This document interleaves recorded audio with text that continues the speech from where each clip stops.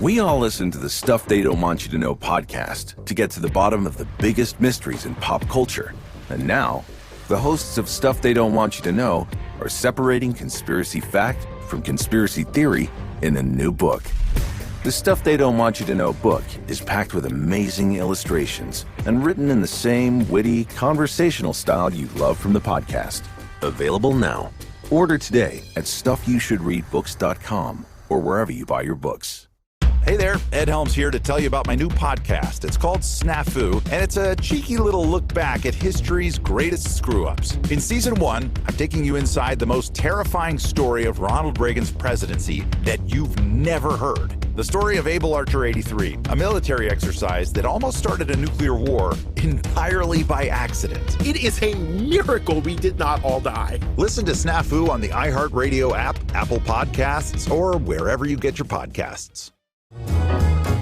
Welcome to Stuff You Should Know, a production of iHeartRadio.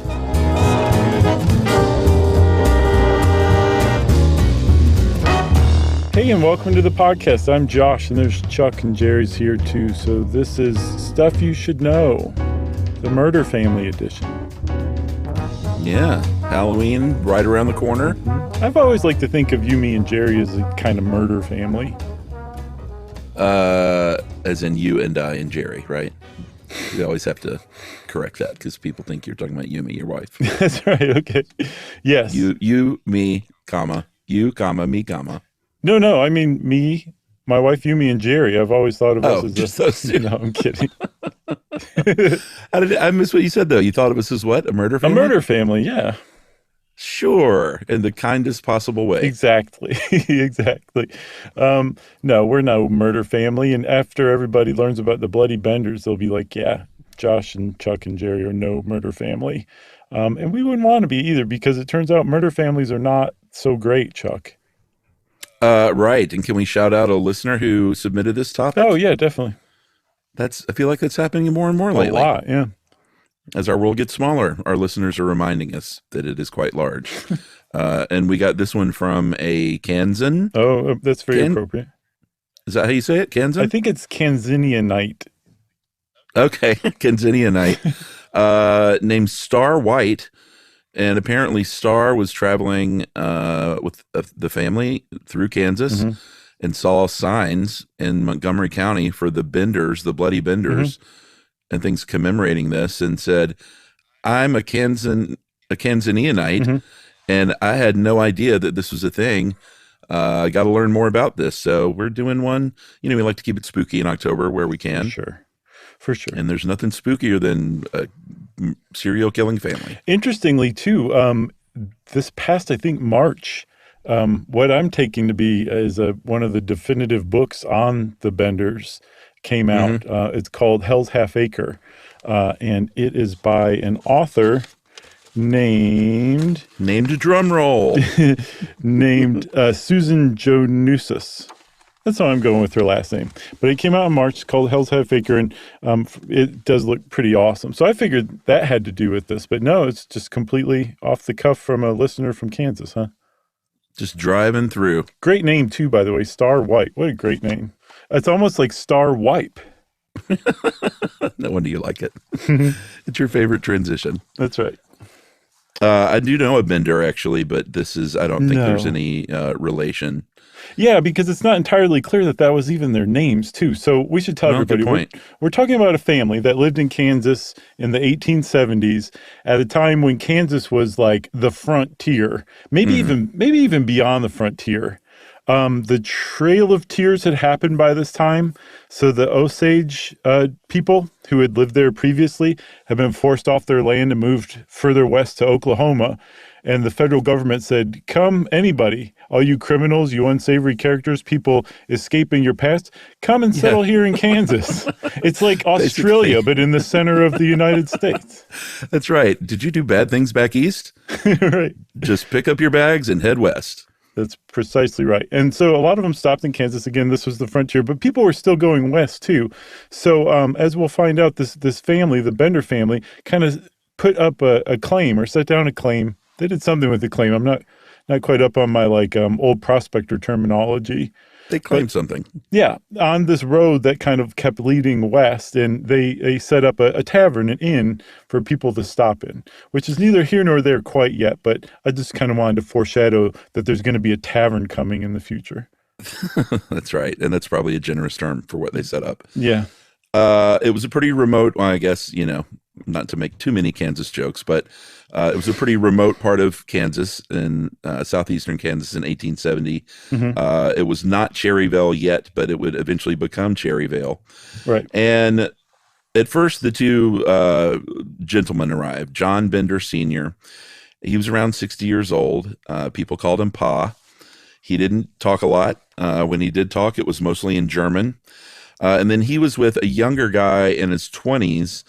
And, we're going to say things like identified as his son or, may or may not have been the daughter. Like, right. This is because of a lot of things, partially just, a lot of record keeping back then wasn't super solid, especially when it turns out you may be using aliases and you may be faking that you're a family or you may actually be a family. Like, no one really knows for sure the facts of this. But John Bender Jr. was with him.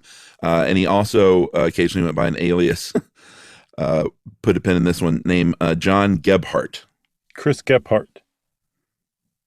Yeah, he's a comedian. He's great. I know. But apparently John Gebhardt, or John Bender Jr., was a bit of a comedian himself. But Sort of. From some reports, he was his own audience and no one else was. So to put it another way, he apparently laughed at stuff like inappropriately, like Dr. Hibbert, and also at times when, exactly, that was a great John Bender Jr. impression, by the way. But at times where people were like, this guy ain't quite right, and he also talked a lot, so he was kind of an odd fixture as well, as we'll find out the whole family was. Yeah, he had a German accent, but did speak fluent English, and some people think he may have been intellectually disabled. Looking at kind of some of the things that happened, it seems like, I don't know about clear, but, at a time in 1870, they wouldn't have been categorizing people as such anyway, No, for sure. But from the articles of the time, that's what I'm going with from now on. They nobody said anything even remotely like that. I saw it on one, I think, like Crime Reads article, and that was about it. I just got the impression that he was really kind of weird and almost like a Jethro Clampett type. That's who he reminds me of. Okay. So what they built on their 160 acres was, you called it a tavern. I call it just a big room, kind of like a bunkhouse maybe. They called it, or Olivia, who helped us with this, called it a foothouse. But it was 16 feet wide, 24 feet long. So what they eventually did was they would put up a canvas sheet, kind of splitting it in two. They lived in the back, and then they called it an inn. You called it a tavern. It was really just a room with some canned goods and supplies, and I think a couple of beds, right? Sort of like a bunkhouse. It was not fancy at all. No, but I'm guessing, like, as you were passing through Kansas back then, and maybe even today, it was pretty appealing. You think?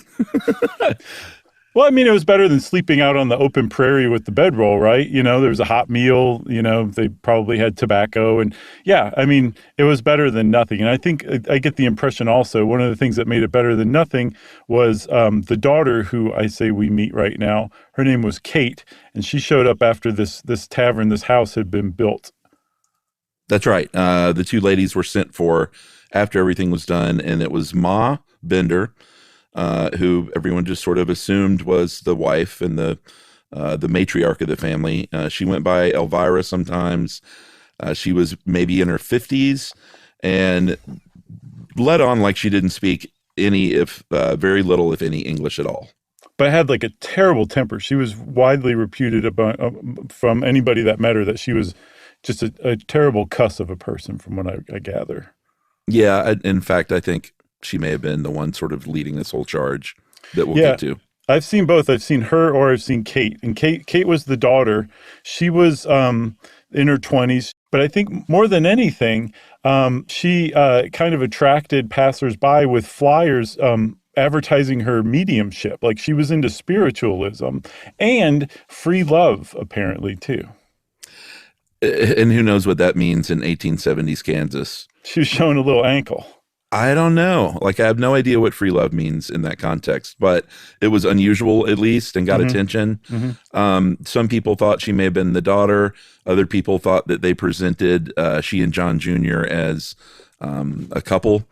So it was just sort of one of those things. It's loose out there in 1870s Kansas. Right. So one other thing I read, Chuck, that Livy didn't quite hit on was that this family, they weren't like exactly, fading into the woodwork or the prairie. Like, they were well known in their little community, mainly because there were only like 8 or 10 other settlements around them at the time. But also because I think they were the only ones running a tavern, and they had an orchard that will factor in later. But apparently their cherries and apples and peaches were like really prized out there at the time. So they were part of the community, but they were known to be weird, and Ma in particular, but you just kind of avoided her as best as you could.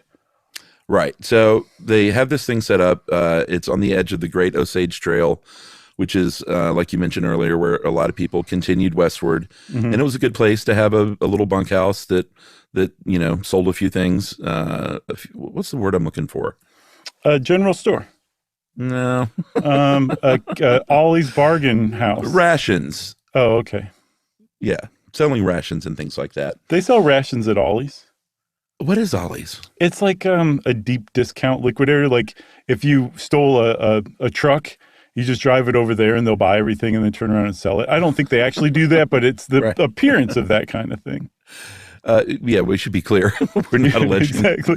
I've never heard of Ollie's, so I'm innocent of this. You should go wander around one. You'll be like, okay, I gotcha. Here's an Oriental rug. Here's some off-brand bleach on the next aisle. Like, it's just that. Really? Yes. Oh, yeah. It's like Where that. are these places? All over the place. In Really? every strip mall, in every city, in every country in the world.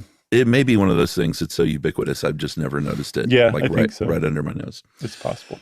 All right, so they set up an Ollie's right there on the Great Osage Trail, and maybe this is a good place to take our first break. Oh, I wasn't expecting that. Let me see. Okay, that sounds good.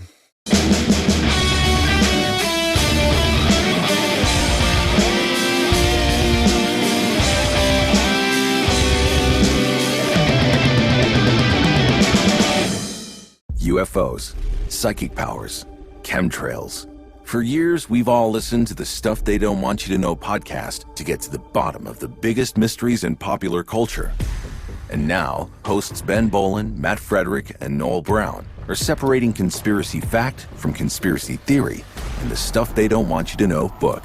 With cool heads and extensive research, the guys break down the wildest conspiracy theories, from biological testing and the secrets of lobbying to our endless fascination with the Kennedy assassination. The Stuff They Don't Want You to Know book is smart, witty, and it's written in the same conversational style you love from the podcast. Plus, it's packed with some amazing illustrations. If you're looking for a book that explains the unexplainable and uses truth as a weapon against ignorance, misinformation, and lies, this is it. The Stuff They Don't Want You to Know book is available now. Order today at stuffyoushouldreadbooks.com or wherever you buy your books.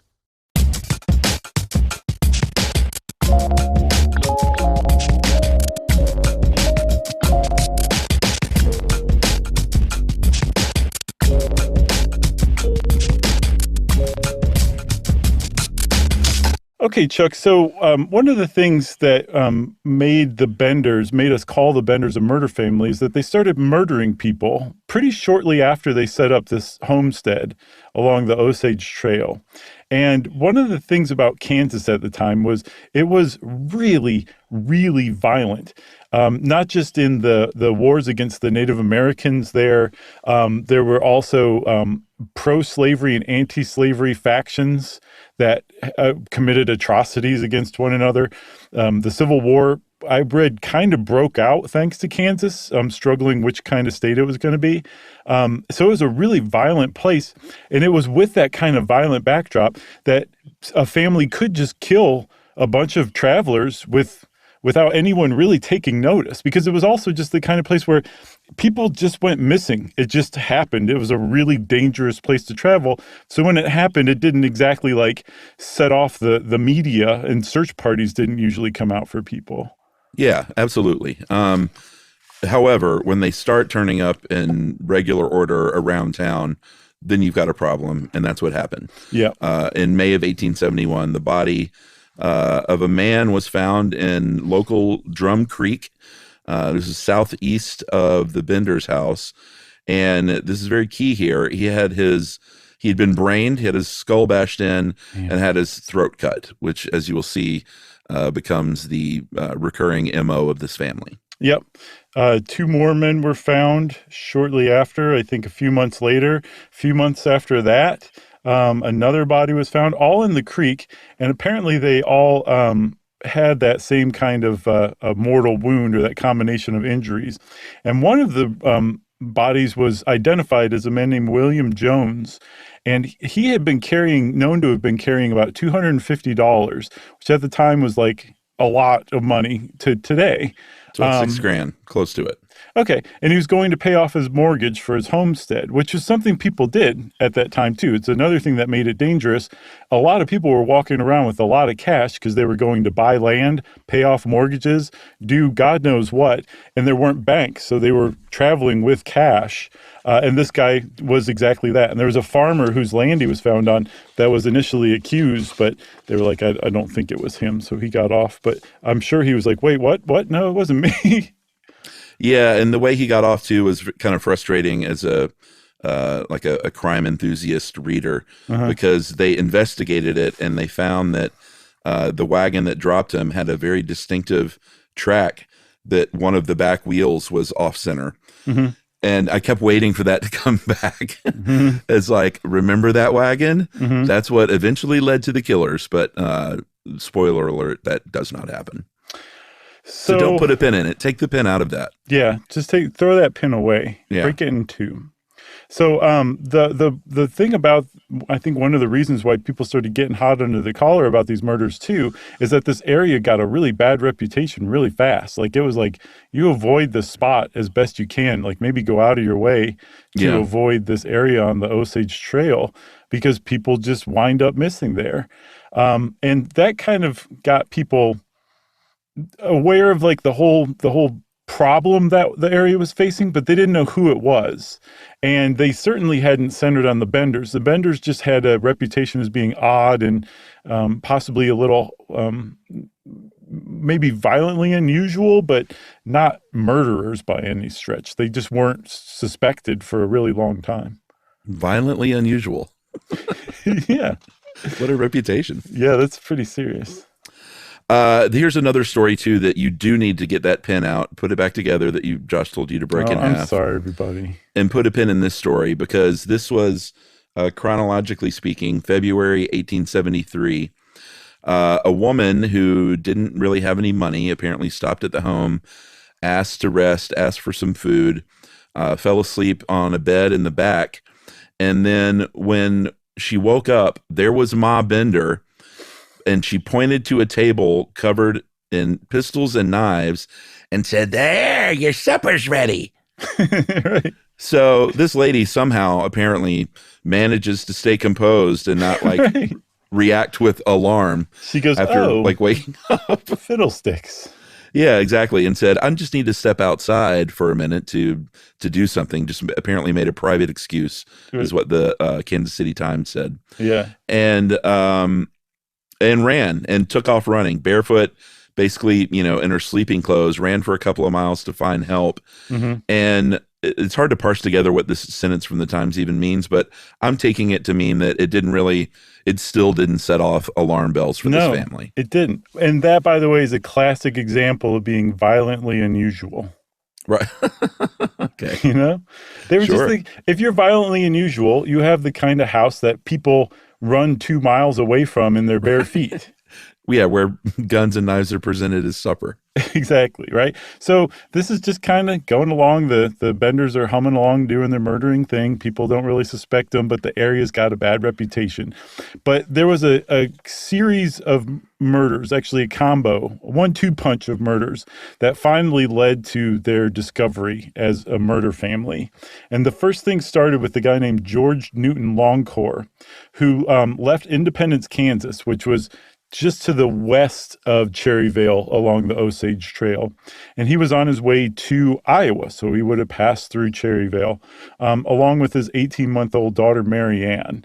And he never made it to Iowa, and that caught the attention of another man, a physician named William York, who was his neighbor and was concerned enough that he started traveling around inquiring about him to see if he could figure out what happened to George and his daughter, Mary Ann. Yeah, good neighbor. Yeah, really good neighbor. Like to do such a thing, to take this trip.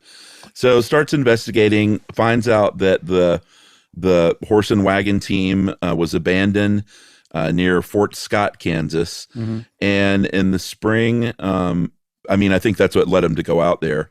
So he's out there in the spring. He gets to Fort Scott. All that stuff is still there. Basically, all of their stuff had been abandoned.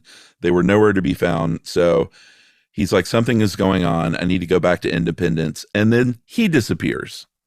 Yeah.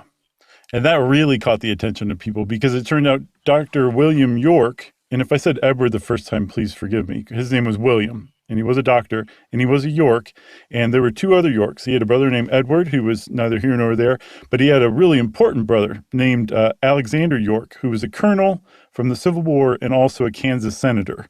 So they had murdered the brother of a Kansas senator who was known to be out looking around the area of Cherryvale for somebody else who had gone missing, and that really got people's antenna up. Yeah, big time. Enough to where they got a search party. Colonel Alexander, I think about 75 men set off, and they were scouring around. They basically kind of figured out at one point that they definitely went by the Bender's house. So let's go by and talk to these people, see what's going on. When they do this, Ma Bender, claims to not speak English, which seems like her main jam, her big joke, besides here's your supper of guns and knives, was I also don't speak English. Kate, young Kate says, I don't know anything about this guy. And then John Jr. said, hey, listen, I was shot at when I was out there at Drum Creek where all these like bodies have been found. And I can take you out there and like maybe the people that shot at me killed your friends as well. Yeah. And again, just imagine Jethro Clampett saying this and taking people out to look at a place where he claims to have been shot at, right? I love that bit. So, but he's also just kooky, Did you watch the Beverly Hillbillies? I did. Like a lot? Yeah. I watched it a lot. So do you remember the time or the period, I guess it was a phase where Jethro ended up becoming like a movie producer in Hollywood? Yeah. Yeah. Yeah, things got a little weird later in that show. It really did get weird. So it's not clear whether this is that Hollywood producer of Jethro or the original mountaineer son of Jethro. Either way, it works pretty good. But he takes Alexander and the search party out there. I guess he gave enough of an explanation and was, pointing out different spots well enough that they're like, either they believed him or they just didn't really care. And they kind of headed on, basically. Yeah, I mean, he showed bullet holes in a tree, or not holes, but bullet markings, which, Kansas in the 1870s, about half the trees had bullets in them. Sure. So that doesn't prove anything. But like you said, it was enough at least to sniff him slightly off the case, at least temporarily. But they came back a few days later, said, listen, we heard about this lady over the past few days who came here. And I don't want to really start anything, but she said that you said, here's your supper, and it was guns and knives. There was something about a pistol supper or something like that. And that's weird. She ran away barefoot for 2 miles, and no one made a big deal out of it. But now we kind of want to know. This is where Ma Bender all of a sudden starts speaking English. Apparently the quote is she flew into a violent passion and went off saying, that lady was a witch and she has, cursed Kate's coffee and that she was going to drink. Right. And if she ever comes back here, I'm going to kill her. We got her out of here. She was a witch. Yes, she converted Kate's coffee into that mushroom coffee, and now Kate refuses to drink it. What's mushroom coffee? It's exactly what it sounds like, except like magic it doesn't mushroom actually coffee? Have coffee. No. Oh, it's made out of mushrooms. Yeah. Yeah, you should try it sometime just to say you tried it. Yeah, that's what on those survival shows they get like roots and twigs and boil that stuff down. They're like, here's my morning coffee. I'm like, It's all right, not coffee. have fun with that. So again, still, like, they were kind of like, okay, this family's really weird, but we don't really have anything on them. But it was enough that Alexander York kind of stuck around town, and they held a meeting for basically the whole town that Pa and John Jr. even attended. And they said, hey, this place has a bad reputation. Something's going on. These two people, at the very least, have turned up missing. We need to just search everyone's homestead. And apparently, very brassily, at least one neighbor said, I've got nothing to hide, search my homestead. And Pa said the same thing. He said, I don't either. You guys search my homestead. And so I guess they kind of did a slow motion search, because it was at least a week, I saw, if not a couple weeks, before they finally made it out to search the Benders' place. And when they showed up, they realized very quickly that the Benders weren't there and probably hadn't been there since the night of that meeting. Yeah, when they realized they told people to come search their house. You said what? My favorite part about Kate's jam is that they asked her to do the seance to like give some more information. Like, well, if you're so good at that. And she said, no, it's like, it's daytime. There's too many people around. Like, have you ever seen a seance? She was like, why don't you come back tomorrow night, just the two of you, and we'll do one. And they were like, no, thank you. Right. I think I'll take the 0 in that one. Yeah, that's what I'm saying. Colonel Alexander York was a sharp dude, basically. Yeah. But the townspeople weren't sharp enough to go. I don't know if they were searching other places. I know there was a weather issue, but like you said, by the time they got there, they were gonzos. They left their, they took a train because they found their horse and wagon and even their dog just on a public street near the train station. And they got the heck out of Dodge. Well, not out of Dodge, out of what would become Cherryvale. Very close, very close. So the volunteers were like, well, I guess since they left, we can just go ahead and go on in. And apparently they found very quickly that there was a trap door in the floor. And when they opened the trap door, I guess a lot of them gagged because it smelled like decaying human remains. And even though they looked in there and there weren't actual bodies, there was so much blood and gore in this cellar rotting that it was enough to make a person gag, even without a full body decomposing there. I think it's a great place for our second break. Oh, okay. Great. The height of suspense. Let's do it. We'll be back and talk about what was making that smell right after this.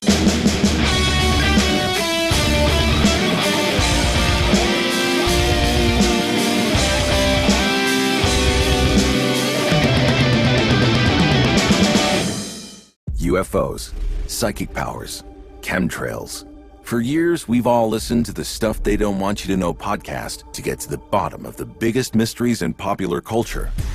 And now, hosts Ben Bolin, Matt Frederick, and Noel Brown are separating conspiracy fact from conspiracy theory in the Stuff They Don't Want You to Know book. With cool heads and extensive research, the guys break down the wildest conspiracy theories, from biological testing and the secrets of lobbying to our endless fascination with the Kennedy assassination. The Stuff They Don't Want You to Know book is smart, witty, and it's written in the same conversational style you love from the podcast. Plus, it's packed with some amazing illustrations. If you're looking for a book that explains the unexplainable and uses truth as a weapon against ignorance, misinformation, and lies, this is it. The Stuff They Don't Want You to Know book is available now. Order today at stuffyoushouldreadbooks.com or wherever you buy your books.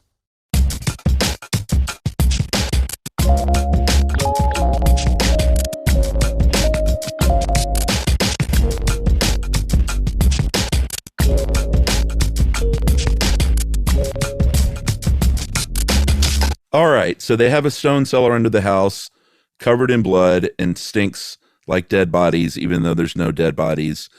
And we said we were going to get to the bottom of the smell. The bottom of it is there were dead bodies in there previously.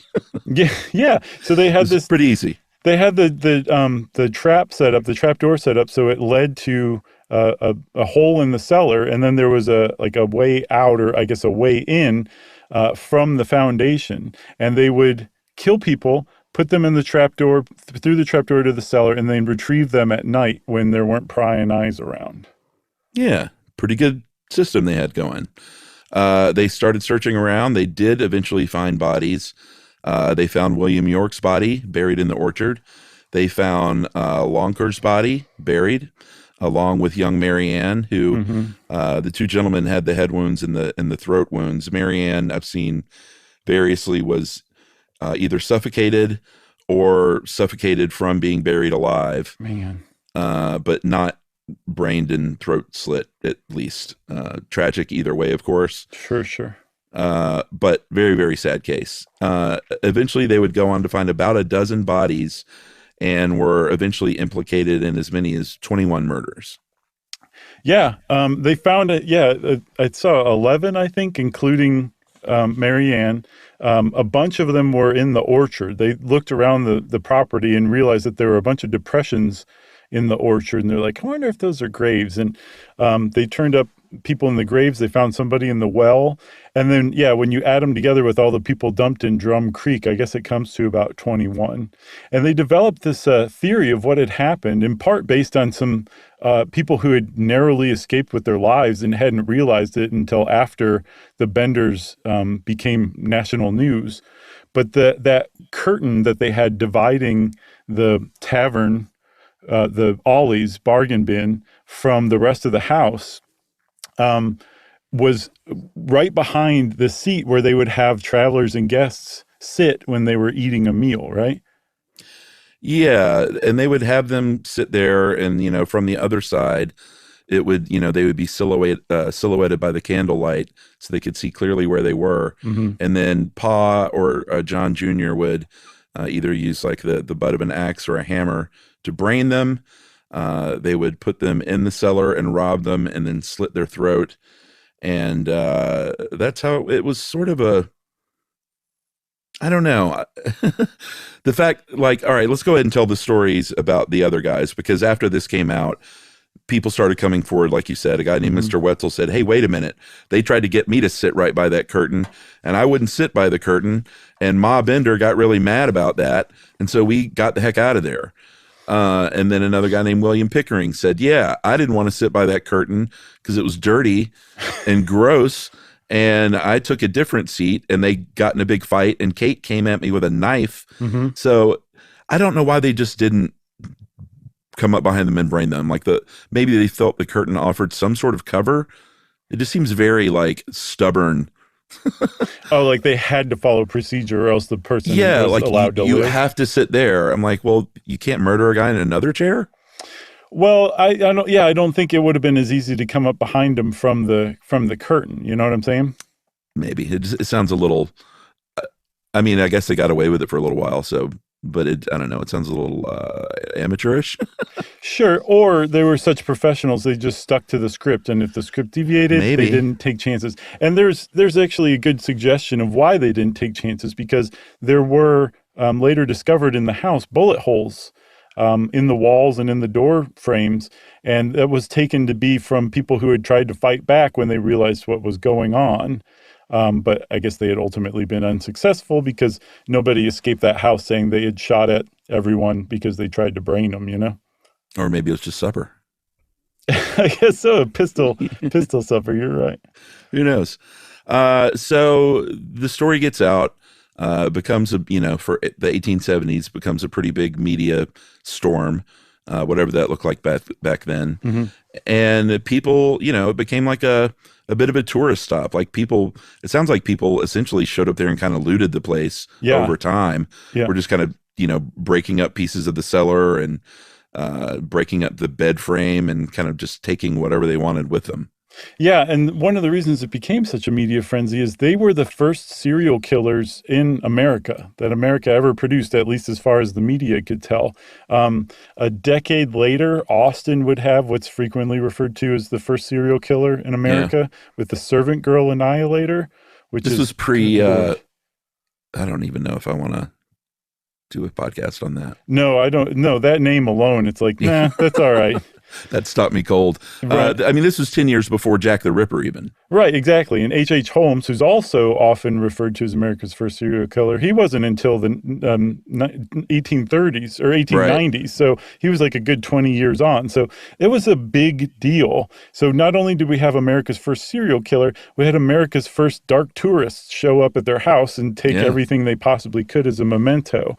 But one of the things that happened about this being such a huge media sensation is that like the country was following this and everyone was basically looking for the Benders, because don't forget, they'd vanished. No one knew which way they went. All they knew is that somewhere not too far off, they'd ridden their wagon to that train station, and the train ticket person had said, yeah, those 4 people definitely bought tickets, but I can't tell you where. Yeah, exactly. And they said, you can tell us, I'm a doctor. Right. They did arrest 12 men. This sounds a little bit like, hey, we've got to kind of do something. So they arrest these guys who they alleged maybe were involved as far as receiving stolen goods, because they never really found a super clear motive. I mean, it seems like a lot of them may have had like traveling money, or like the guy who had the $250, which was a lot of money at the time. But it was never like 100% established like their motive was just to rob people. But they implicated these 12 guys as guys who may have helped them move stolen items and money and stuff like that. Right. And apparently one of the guys was a member of a vigilante committee who tried to get on to help lead the investigation with Colonel York, but was denied and rejected.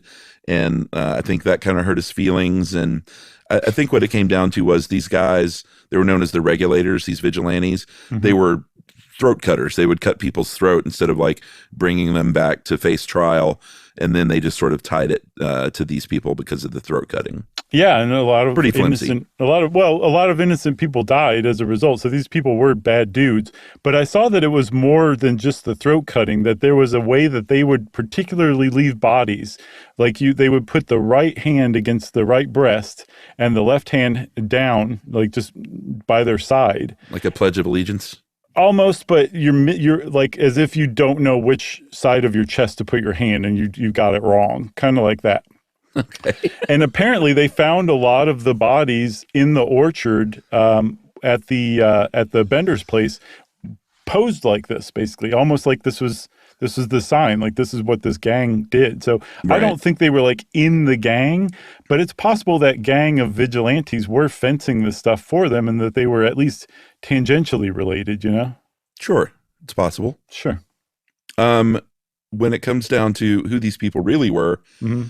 we're not exactly sure. There's been a lot of modern investigation about who they were, and they think that Ma was a woman named Almira Meek, and was from upstate New York near the Adirondack Mountains, so not German at all.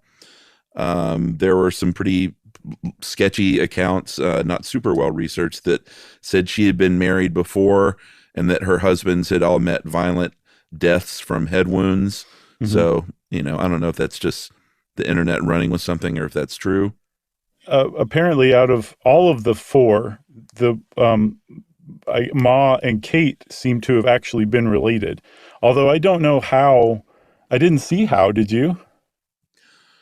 Like how they were related? No. Like they were supposed to be mother and daughter, but how did that ever get turned up? Like where was that? How was that ever defined or I think just people doing like modern research on lineage and stuff like that.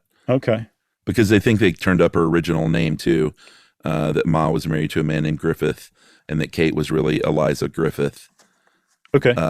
John Sr. apparently was John Flickinger, and was either from Germany or the Netherlands. And then John Jr., apparently his real name was the alias that he was using that I said to put a pin in, John Gerhardt. And now you can take that pin out and break it in half and throw it away. Yeah. So if he was using his real name as an alias, then I'm not sure what was going on with John Jr.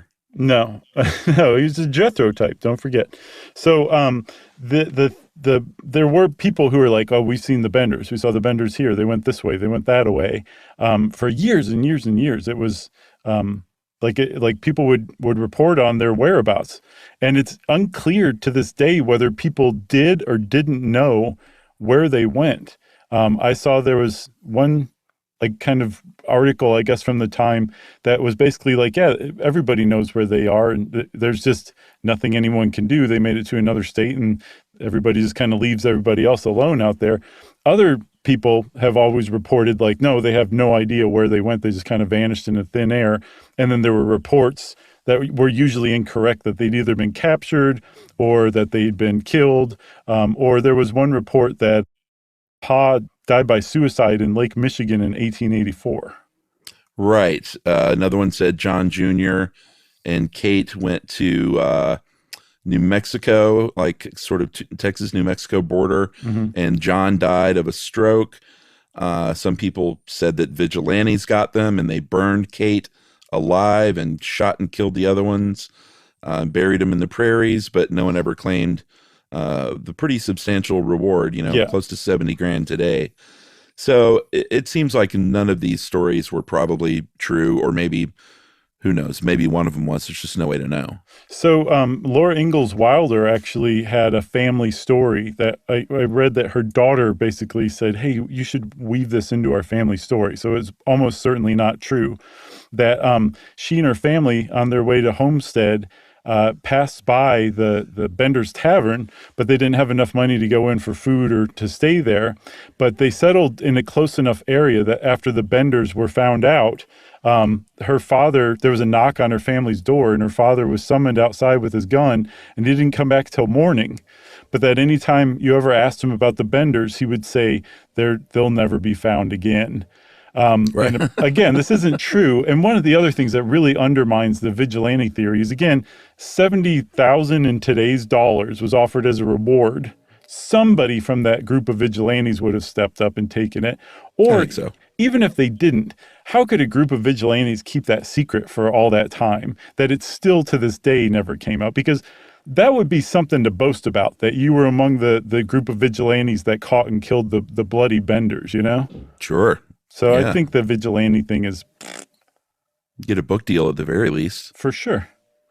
These days, I think it's the kind of thing where a lot of Kansas Cityites know about it.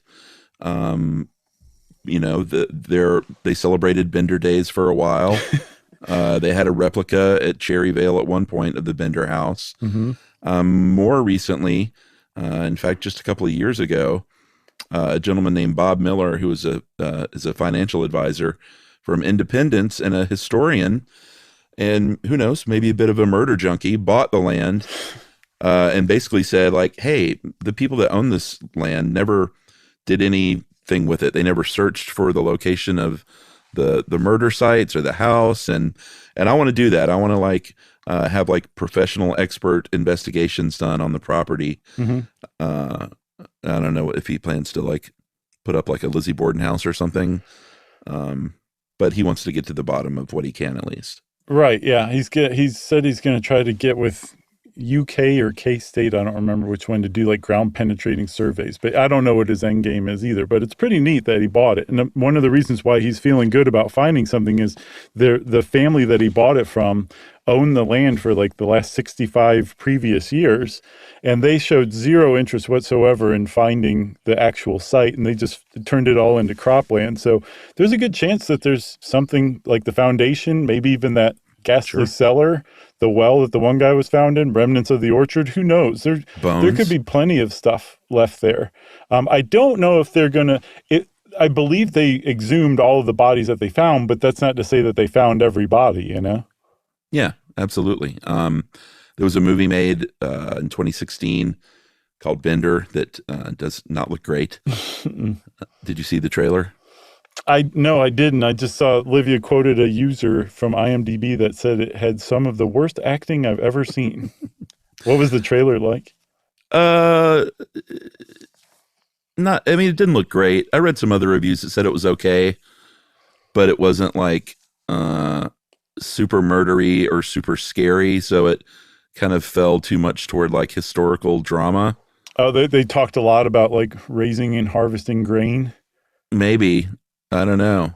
But There was a thing that in Red Dead Redemption 2 that is funny because I kind of forgot about this. I played that game a couple of years ago, and there's a pig farm where your character shows up, and there's a creepy old lady and a creepy old man, and they're like trying to get you to stay for dinner. Oh, yeah?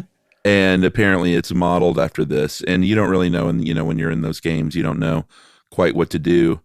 Like, I feel like I should leave. It's kind of like real life. But they offer you libations, and you need libations.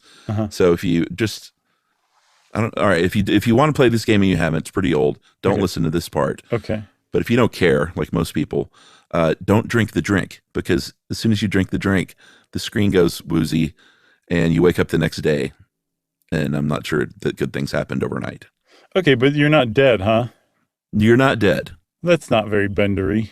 No, it's not. I think they were inspired by the Benders a little bit, but I don't know. Supposedly, also, I've never read American Gods, the Neil Gaiman book. Have you read any of his stuff? Never have. I've read some of his short stories, and they're amazing. So I'm surprised I've never read his novels. But in American Gods, one of the characters is a Slavic god named Zernbog. That's what I'm going with. And every time the Benders killed somebody, he gained strength from their sacrifice, which is a pretty neat little take on the whole thing, because we're so we have the blinders on here on Earth. We don't even realize this murder family is actually contributing to the well-being of a Slavic god. I thought you were going to say whenever they killed someone, they would yell, Zernberg! That's right. Well, they did that too, but that was never captured in the articles from the time, Chuck, which, by the way, if you're like, I need to know more about the Bloody Benders, and I will not have it filtered through history, I need the original stuff. There's a website called genealogytrails.com, and if you search that and Bender family in your favorite search engine, it will bring up the crime-related news articles from the time about the Bender family. And it's awesome because it has a bunch of other details, but also it's got that old-timey 19th century, crime reporting too. Right. It's just worth reading for sure. It's always fun. You got anything else about the Benders? Nothing else. Well, that's it about the Benders for now, everybody. And since Chuck said nothing else, that means it's time for listener mail.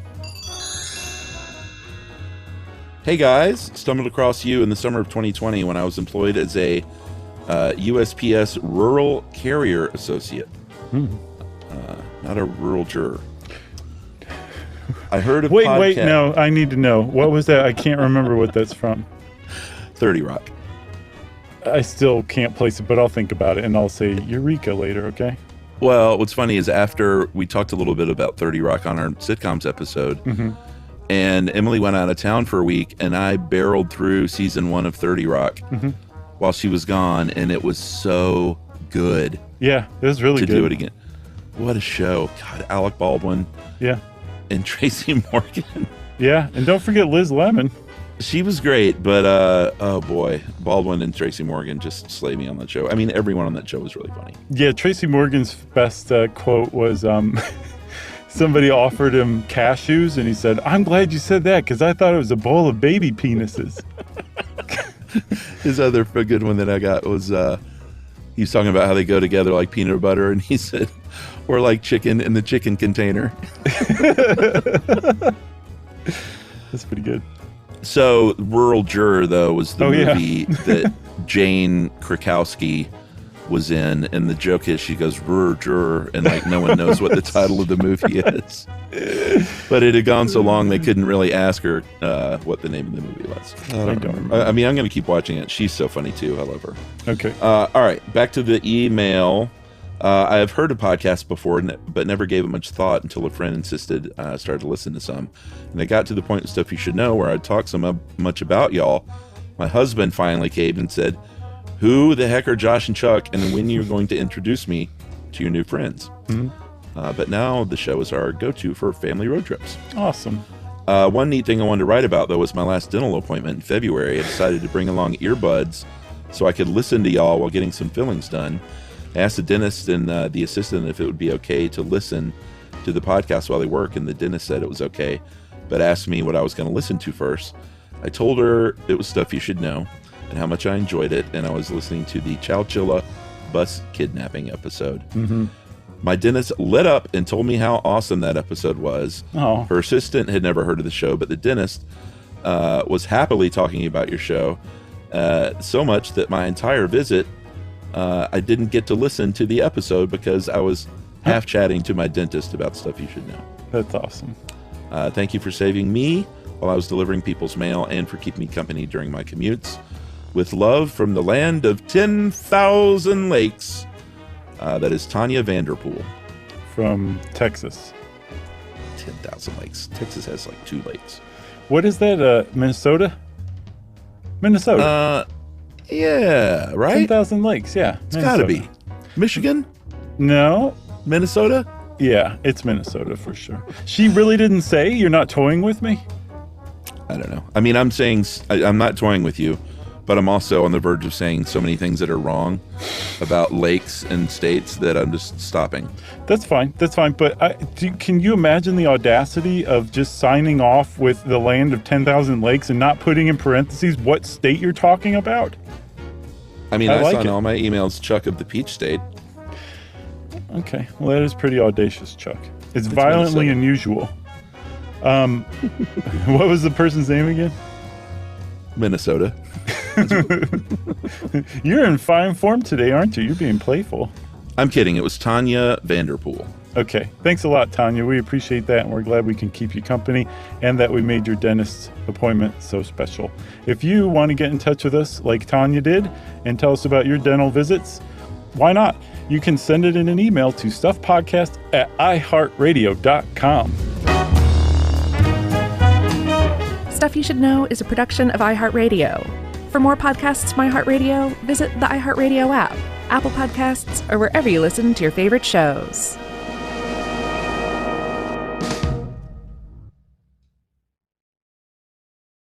We all listen to the Stuff They Don't Want You to Know podcast to get to the bottom of the biggest mysteries in pop culture.